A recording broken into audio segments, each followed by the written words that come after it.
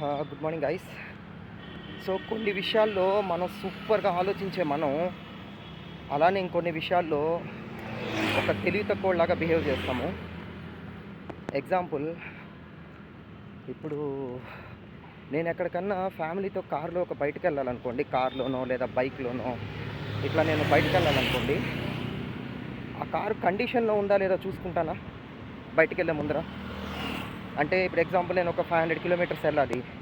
ఆ 500 కిలోమీటర్స్ తగ్గట్టుగా కార్ అనేది సపోర్ట్ చేస్తుందా లేదా, దాంట్లో ఏదైనా ప్రాబ్లం ఉందా, అది మొత్తం కండిషన్లో ఉందా లేదా చెక్ చేసుకుంటాము. ఏమాత్రం డౌట్ ఉన్నా కానీ మనం ఒకసారి మెకానిక్ దగ్గరికి తీసుకెళ్తాం. అప్పటికి డౌట్ తీరలేదు అంటే దాన్ని మనం యూజ్ చేయం. కరెక్టా? సో మ్యాక్సిమం అందరూ కూడా ఇలానే చేస్తారు. కానీ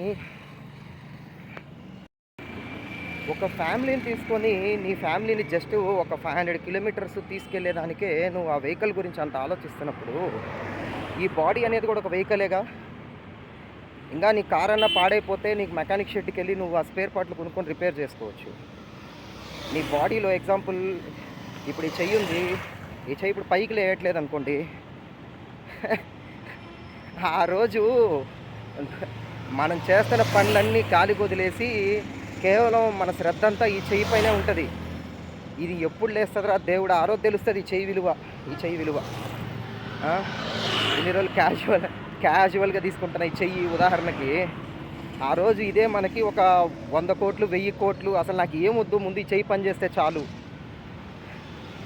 మీ దగ్గర ఉన్నాయని వదిలేస్తారు గాలికి. ఆ రోజు అన్నీ నథింగ్ అనిపిస్తుంది, ముందు ఈ చెయ్యి పని చేయాలి. ఫ్యామిలీ మొత్తం అన్నీ నథింగ్, అసలు ఎవ్రీథింగ్ నథింగ్ అనుకుంటాం ఆ రోజు. మరి పని చేస్తున్నప్పుడు ఎందుకు దాన్ని గాలికి వదిలేసావు?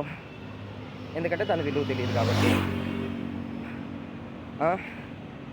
సో శరీరాన్ని కూడా మర్చిపోయి పని చేస్తూ ఉంటారని చెప్పి గొప్పగా చెప్పుకుంటూ ఉంటారు. అది యాక్చువల్లీ గొప్ప కాదండి, అది ఒక పెద్ద రోగం అది. ఎందుకంటే మనం పని చేసేది శరీరం కోసమే. ఈ శరీరం ఉంటేనే మన బ్రతుకు.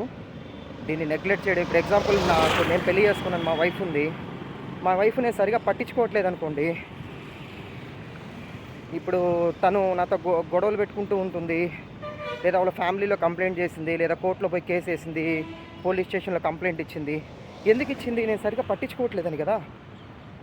అదే నేను తను పట్టించుకుంటే మిత్రం హ్యాపీగా ఉంటామా? అలానే ఈ శరీరాన్ని కూడా మనం పట్టించుకోకపోతే ఈ శరీరం ఎక్కడికైనా వెళ్ళి కంప్లైంట్ ఇచ్చేలాగుంటే మేబీ 95-99% ప్రజలు ఎగిరిపోతారు. సో అప్పుడప్పుడు ఇట్లాంటి సరదా కోరికలు కూడా వస్తూ ఉంటాయి నాకు. మన శరీరం కూడా అప్పుడప్పుడు దానంతటా అది లేచి మనకి కొంచెం ట్రీట్మెంట్ ఇస్తే, పోలీసు వాళ్ళ 3rd డిగ్రీ స్టైల్లో ట్రీట్మెంట్ ఇస్తే, ఎరా నన్ను ఎందుకు సరిగా కేర్ చేయట్లేదని చెప్పనని అందరూ సెట్ అయిపోతారు. ఇది మాట్లాడదు కదా, ఈ బాడీ ఏదైతే ఉందో ఇది మాట్లాడదు.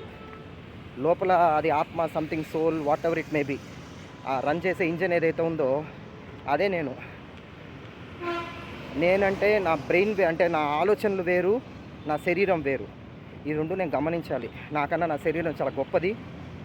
ఎందుకంటే మన గుండె చప్పుడు కానీ, మనం తీసుకునే శ్వాస కానీ, మన బాడీలో జరిగే ఆల్మోస్ట్ చాలా ఫంక్షన్స్ అనేది మనిషికి అసలు మనిషి ప్రమేయం లేకుండా, మనిషికి సంబంధం లేకుండా జరుగుతూ ఉంటాయి. ఇప్పుడు నా గుండె చప్పుడుని నేను కంట్రోల్ చేసుకోగలనా?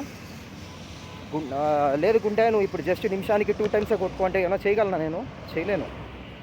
అలానే గాలి నిమిషానికి 5 టైమ్సే తీసుకో. అక్కడెక్కడ యూట్యూబ్లో వీడియో చూసానంటే, మీ లంగ్స్ వింటాయా మీ మాట? మీ ఊపిరితిత్తులు వింటాయా? ఏం చేయలేం. మీ బ్లడ్ ఫ్లోని నువ్వు చాలా స్పీడ్గా వెళ్తున్నావు, కాస్త కంట్రోల్ చేసుకో అని చెప్పానంటే ఏమన్నా వింటుందా? విందు. సో అది పరిస్థితి. ఎందుకంటే మనకున్న బుర్ర వాటి మీద కూడా పెట్టామనుకోండి, మన మిడిమిడి జ్ఞానంతో మనం 1 డే 2 డేస్కే చనిపోతాం, ఒకవేళ ఈ కంట్రోల్ కూడా మనకి ఇచ్చేస్తే. అందుకే ఆ దేవుడో, నేచరో, something whatever it may be, ఏది ఉంటే అది. సో అది మన కంట్రోల్లో లేకుండా దానంతటా అవి రన్ అయ్యే విధంగా వాటిని ఆపరేట్ చేసింది. అన్ని జీవులు అలానే ఉంది. వాళ్ళు ఆ శరీరానికి రెస్పెక్ట్ ఇచ్చే వాళ్ళు బతుకుతాయి అన్ని జీవులు. కానీ మనిషి ఒక్కటే ఇట్లా తయారయ్యాడు.